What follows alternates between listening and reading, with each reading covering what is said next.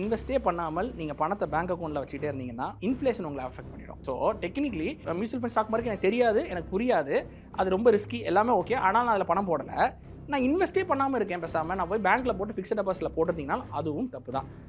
அது இன்ஃப்ளேஷன்ங்கிறனால எஃப்டியுமே தப்பு தான். ஓகே, நான் தான் கேட்க வந்தேன், ஏன்னா கோல்டு பெட்டரா எஃப்டி பெட்டரான்னு கேட்க வந்தேன். நீங்க எஃப்டி வேண்டாம். ஆமாம்.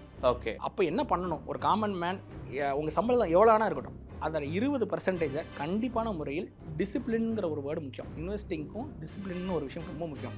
இப்போது நான் உதாரணத்துக்கு நான் சொல்லணும்னா, ஜிம்முக்கு நான் போகிறேன்னு வச்சுக்கோங்களேன், வருடத்தில் 12 மாதத்தில் 12 தடவை மட்டும் நான் ஜிம்முக்கு போயிட்டு ஃபிட்டாக இருக்கும்னு நினச்ச முடியுமா? அது யாராலையுமே அப்படி இருக்க முடியாது.